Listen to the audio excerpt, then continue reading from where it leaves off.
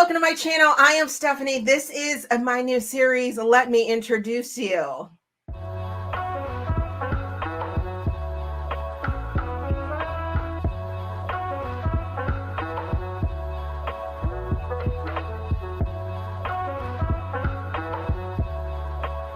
As I said, this is my new series, Let Me Introduce You, where I introduce you to some of my favorite authors, some new to me authors, some authors that I think need to be heard from and want you guys to go check out. So at this time, let me introduce you to Hi, Alexa Riley, half of Alexa Riley. We miss Mel. Yes. She's the other half. But go ahead and introduce yourself, Leah. Sure. Yeah, I'm Leah. I'll always like to say I'm the blonde half of Alexa Riley because Mel's the other half and she's got black hair. So it's generally pretty easy to tell us apart. But yeah, so I'm half of the writing duo Alexa Riley. So I'm so excited and I'm nervous. I don't know why. Like you and I have talked before. I don't know why I'm so nervous now.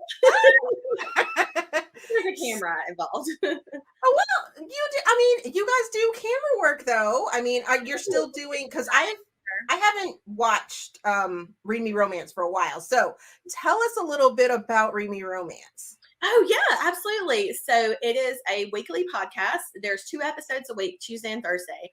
And every week is a brand new free audiobook, complete audiobook, Happily Ever After, beginning to end. It's totally free. It's from romance authors that you know and love. So you can go listen to it now. You can jump in at any point. I think some people are sometimes overwhelmed because we're in our 10th season right now. And we've got almost 200 episodes. But any Tuesday of the week, you can jump in and it's like you can join at any point. And we always have it on our website, readmeromance.com. You can go in there and check what authors are coming, what our past authors have been.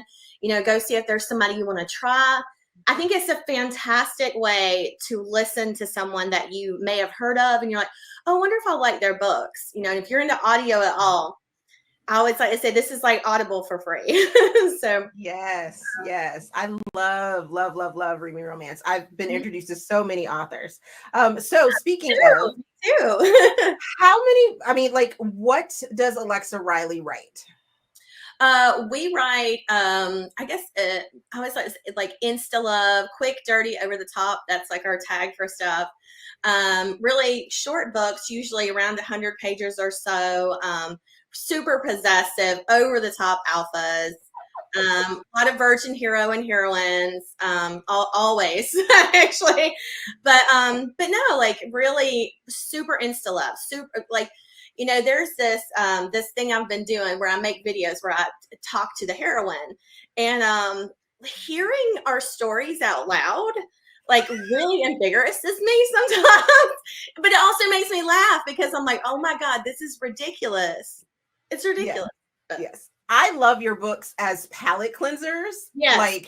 They are the best. So if I read a book that's just got me sort of heavy in my feelings, I will pick up one of you guys' books and just be perfect. Be like, okay, now I've laughed a little bit, I've swooned a little bit, because your books are very spicy. Very spicy.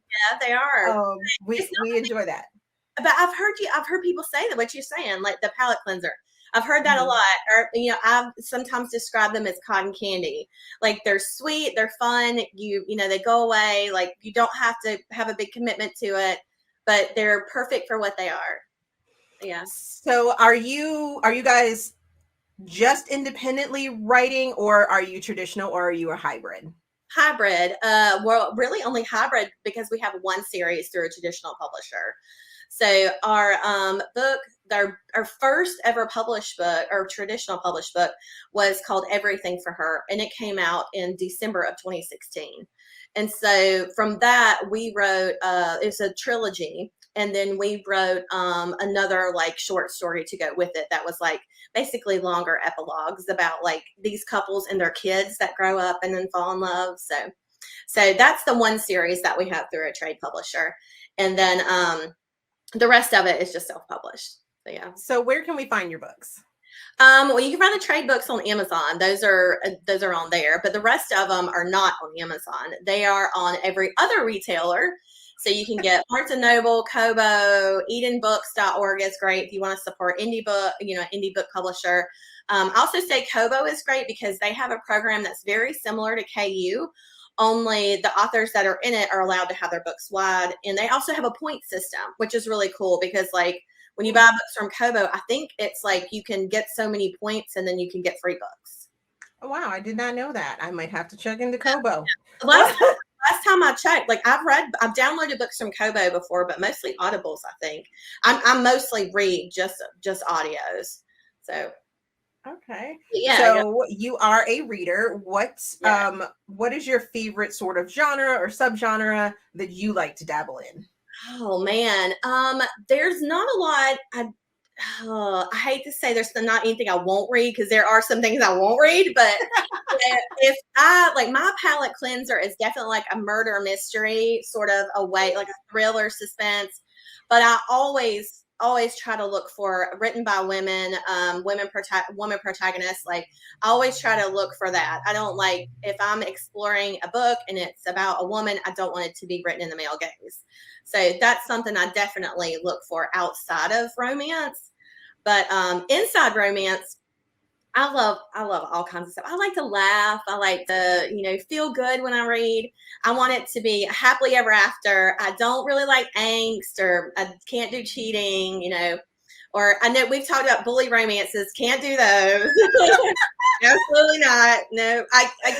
It's so hard to redeem a hero in that. Yes, definitely. I definitely agree with that one. So you mentioned that a lot of your characters are virgins. So why do you particularly draw yourself to writing those type of books? It's kind of the same reason that we don't write a lot of heroines with children, because we like the idea of like first love, first relationship. I think, the other day Mel and I were talking and we were actually discussing like, why do books start when they start? So like you open up a book and it starts and the heroine is like, she's going, it's her first day of college. Why does it start then and not like way back? And to me, it's like, that's when she meets the hero because that's when her life truly begins, like that's when the love begins. So that's kind of how I view it when writing a story where it's like, okay, well, there was nobody before this. So let's start it from here. And that generally involves virgins. Yeah. I love it. Yeah. So what I noticed that in your books, because I don't particularly care for virgins in most stories. Yeah. The stories you guys write about virgins aren't necessarily built on the I don't know what I'm doing. Yes, you may have that line of will it fit or won't it fit? Oh, he's so big. But at the same time, your female protagonist knows how to please herself. So it's not that she's going in that naive. Yeah. Is that something that you do purposefully? For sure. Yeah. I think that's definitely a conscious choice because even I always like to say, I'm a reader first. Like I know what I want to read. And so I write the stories that I want to read. So I like to read a heroine who is self-aware, has sexual ownership of her body. And again, it goes back to that first love, it's just easier in that aspect to write virgins. So we don't have anything else to compare it to.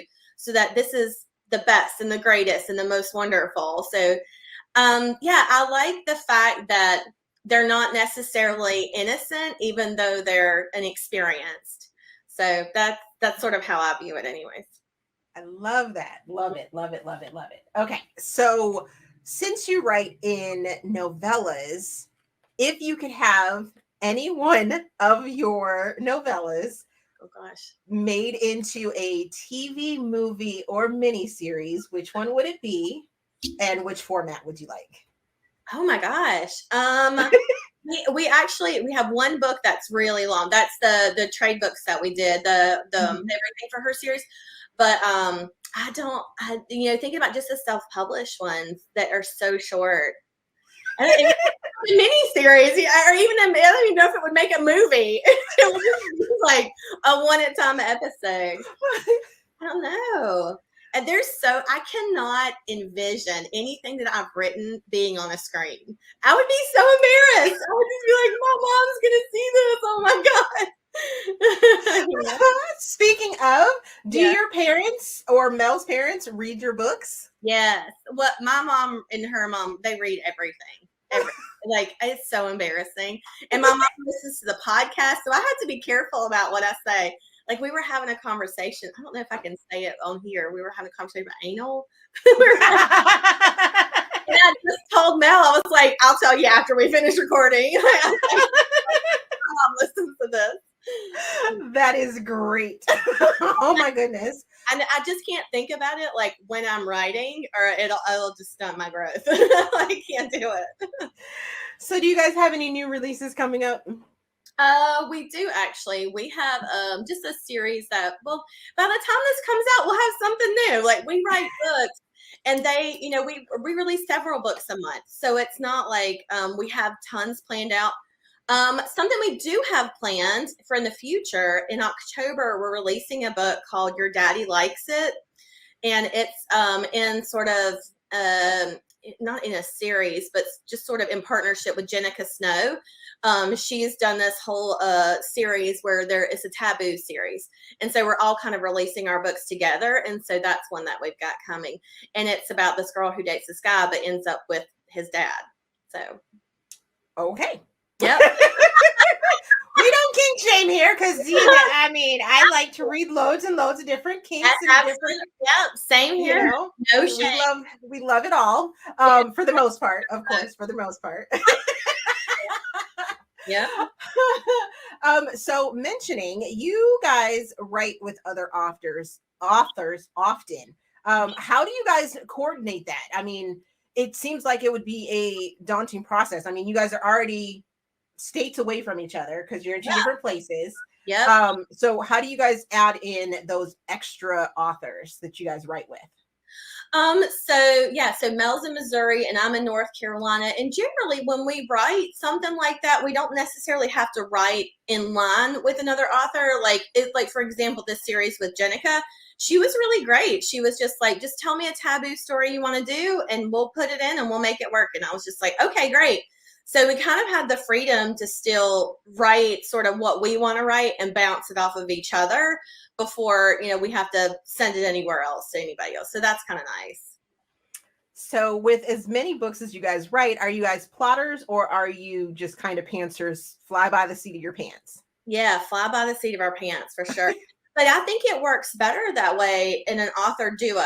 Yeah, I can't imagine publishing or writing on your own. How I would feel like that would help a lot, like outlining it so that you know where you're going. But sometimes for us, the joy in writing is not knowing what the person's about to send you. So just for an example, Mel and I are writing a book right now, and it started out with Flurry of Love. That was the first book in it. And we're like, okay, what if this girl goes to this mountain for like a ski weekend and there's a guy there and they end up together? And we were just like, okay, perfect. And that's it. That's all we talk about. And so then we just begin to write. So Mel usually almost always writes the heroine's perspective and I write the hero. And so she'll send me chapter 1 and then the hero responds to that. So having dual authors, you get a different perspective from different characters. It's not one voice. It really is two people talking to each other. So as the book progresses, sometimes it's kind of nice. Like I'll read a chapter and she's like stuck me in an avalanche. And I'm like, how the fuck do I get out of this? So like that's it. So that's joyful for me because it's not just, oh, I know what I have to write. I just have to get it down on paper. No, this is exciting because it's like, I don't know what's going to happen next. It's almost like those old school pick your adventure books. Yep, exactly. Choose your own adventures. Yeah, exactly. I love it. So have you always been a reader? Like as a child, were you a reader? No, I was severely dyslexic and like they didn't discover it until I was in 6th grade. So it was much later. And to the point where it was really hard to undo all that. So I had therapy for a long time with it. But I still have to work at it. Obviously, being a writer, like you got to get used to it. So you have to find your workarounds. So I really didn't start reading a lot until I discovered audiobooks. And I used to work in finance a long time ago, and I would sit at my desk and I would listen to audiobooks while I would work. And that's really when my love of reading began. I was in my early 20s. So yeah. Wow. Yeah, Nice. before that, it was just so difficult that I never really attempted it. I didn't read for the joy of it, for sure. But you do now, of course. Oh my God, yes. I think I'm reading 2 books at once right now, actually. So like, I'm telling, like 13-year-old me would be just shocked to see 40-year-old me. So where do you find inspiration? Do you find it in your real life experiences, or is it just something that pops into your head? Does a movie inspire you? Sure. It can be anything really. Sometimes it's porn. Like that. So like some of that's kind of fun. Like when there's silly books and stuff, like that'll be good.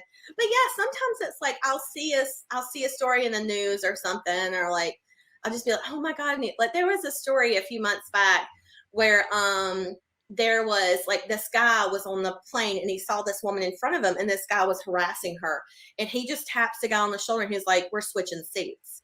And the guy comes around and like nothing romantically happened. The woman was just like, I appreciated this so much. And I was like, but what if they fucked? Really where my mind went, you know? So sometimes it's stuff like that where it's just fun, silly things from like, what if? Nice. Nice. Okay. So yeah. And then sometimes we'll get inspiration. People will send us stories on the podcast, so generally on Thursdays, we read lady listener emails. And so people will, and please, anybody, if you're listening, send us emails. We love it. Just telling us stories about your first love, whatever, embarrassing stories. But sometimes we'll read them and it'll spark a story. Like there was a woman that wrote in one time that said her and her husband, they were really young when they got married and they didn't have much money. And he had gotten her a set of pearls for Christmas. And she was so upset because she was like, we needed money. Like we needed a microwave. She was like, we didn't have one. And that was a necessity and a necklace wasn't. And so she said it was like they had to have a really hard conversation. And she was like, 25 years later, we're still married. And I just got this necklace for Christmas. Like it was, like a sweet story like that where we're like, oh my gosh, what if this was what if this was a story? What if this was a book? So sometimes it's based off that where it just gets your mind working. Do you find inspiration from celebrities? And if you do, which ones? Oh, I don't know that I ever have. I'm so picky about celebrities I find attractive, that it would have to be somebody really obscure and weird. I don't know. Like I like Adam Driver. I think he's hot. The book, the Love Hypothesis. Yeah, I haven't read it yet. So it was one of my favorite books last year, but it was basically Rilo fan fiction, right? Which is Star Wars, but I like Star Wars, so that I like that. But I don't think we've ever written a book. Wait, I take that back. The mountain one, didn't you? You guys did a Mountain Man one, right? Yes, the book is called Thick, and it's based on the mountain from Game of Thrones, and he's a really quiet, shy guy, and this little girl. Woman moves across. So good, you guys. If you have not read it, it is so good and it's so quick and it's just so ridiculous. Oh my God. And then we wrote Taking the Fall. That was one of our like very first books we wrote. So I haven't read it in years. I don't even know how bad it is. I'd probably cringe if I read it now. But we based the hero Carter off of The Rock. And so like I like him. Obviously. I mean, who doesn't? But wait, that's the one you just did the most like recent TikTok of, right? Then yep. yep, that's the one. I must say your TikToks are getting funnier and funnier. We're just like, how many things can put in your head? Yeah. Yeah. Well, as an author, it's funny because the first time I did that, I realized when I was doing the video, I had 4 pins in my hair. Like that wasn't even planned. I was just wow. I have all and I was like, you know what? I'm going with it. I'm just going to go with it because that's real, Love it. But with the TikTok thing, it's funny. Somebody told me one time that, and I haven't been on it very long, and but I love to follow and watch things, but I haven't really done a lot myself, like videos.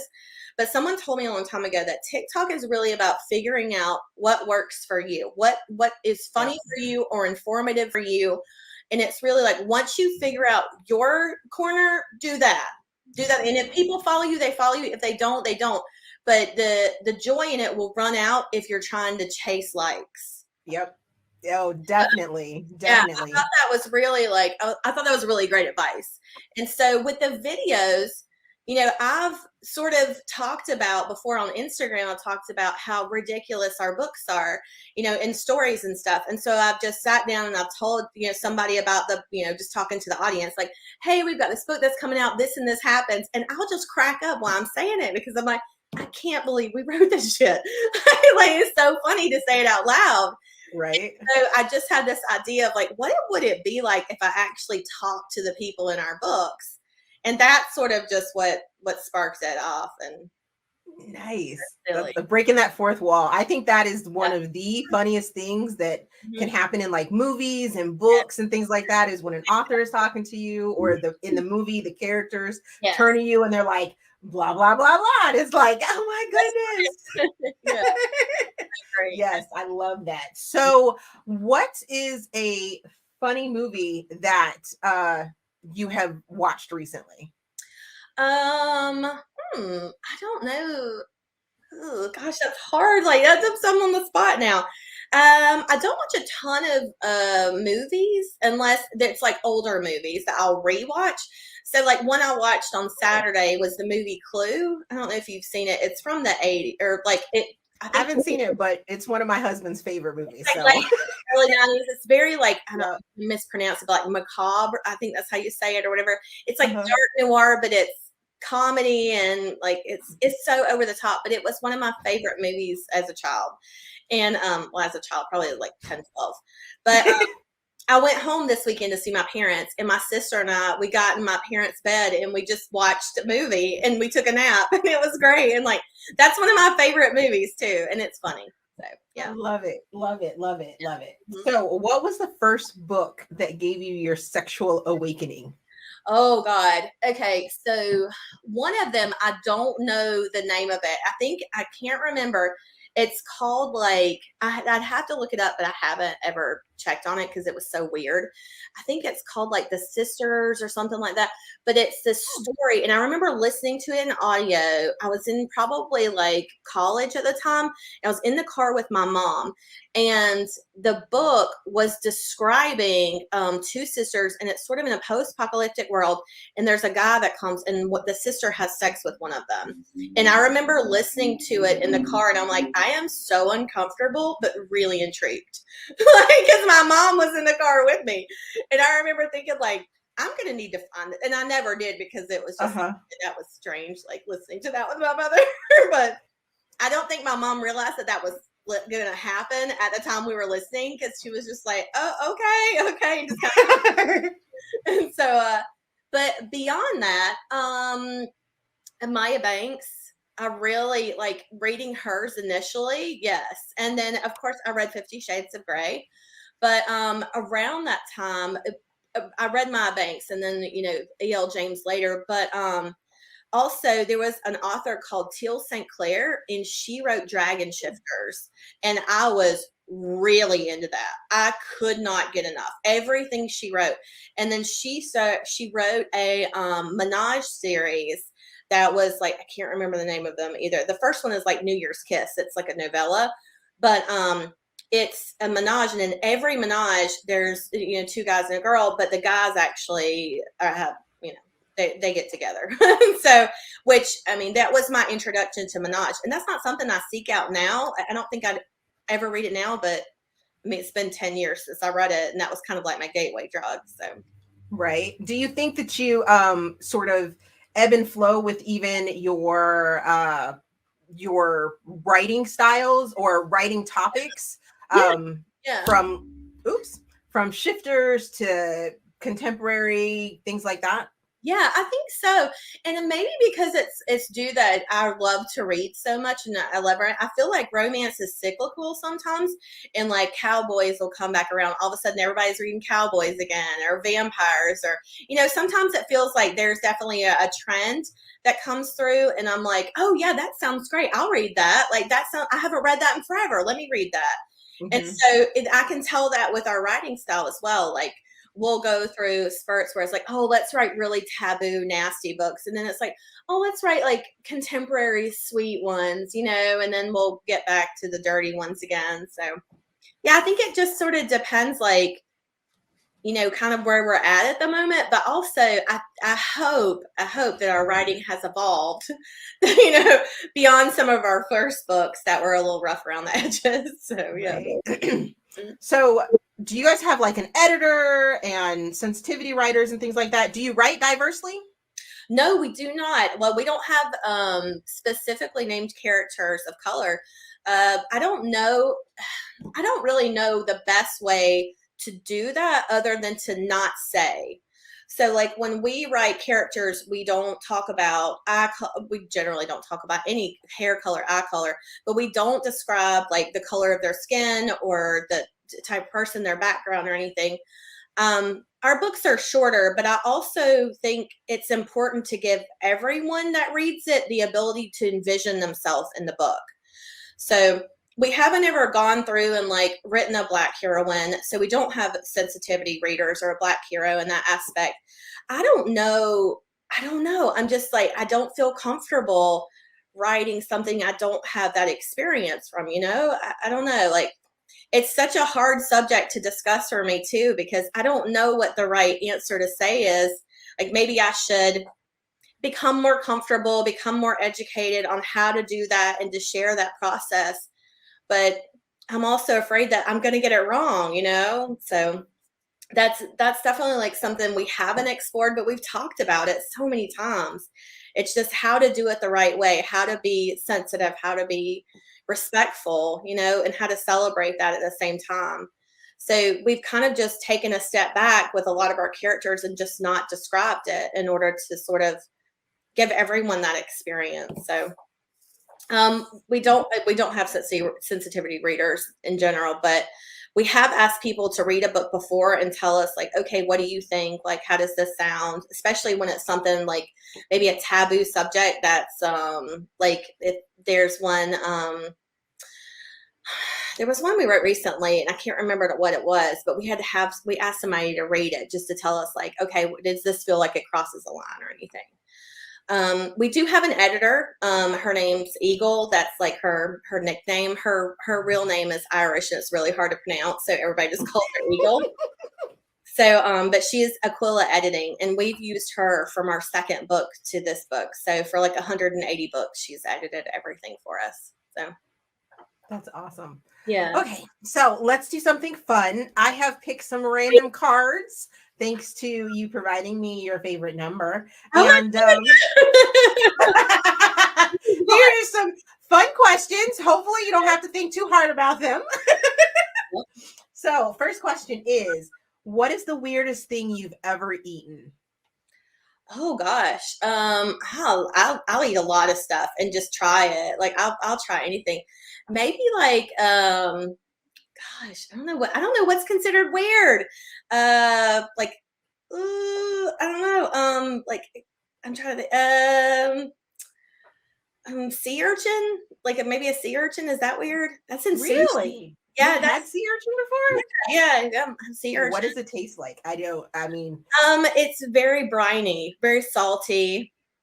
It had kind of weirdly, it had sort of an egg smell to it, which I didn't expect. It wasn't great. I wouldn't eat it again, but I did eat it. Yep. Oh my goodness. Mm-hmm. Alrighty. So this one may be a little controversial, but it's okay. Okay. Would you rather see Oprah or Arnold Schwarzenegger as our next president? Oprah, hands down. Black woman. Are you kidding? Easy. Absolute. There's no, you didn't even have to finish. After Oprah, you could have stopped right there. We love Oprah. We love Oprah. Absolutely. Yes. Absolutely. And then finally, what do you consider the most overrated virtue? Ooh. Mm. Um, the hustle. Like if that's, I don't know if that's a great way to explain it. People that glorify just working to death. Like I can't get behind that. I mean, I think maybe at one time I was just like, yes, hustle, like do everything, give every minute of yourself to your craft. But as I've gotten older, I just realized how toxic that is and how, much I missed out on trying to do that. And so I think that's maybe a personality or a character, whatever, that's a little overrated. Like, have you ever taken a nap? Those are great. Naps are amazing. Amazing. Yep.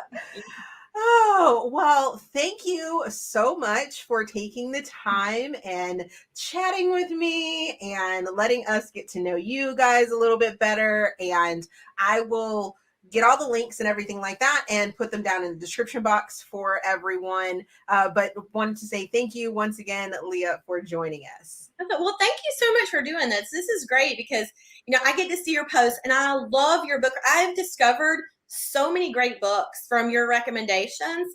So this is really cool to be able to talk back to you because a lot of times, like, I'll see yourself, I'm like, oh, I love that book too. I like that one too. So, and you've actually brought in so many authors in diversity for me to read so many authors of color that I hadn't discovered before, which I think is incredible. So if nobody's following you before this, do it now. So thank you. I appreciate it.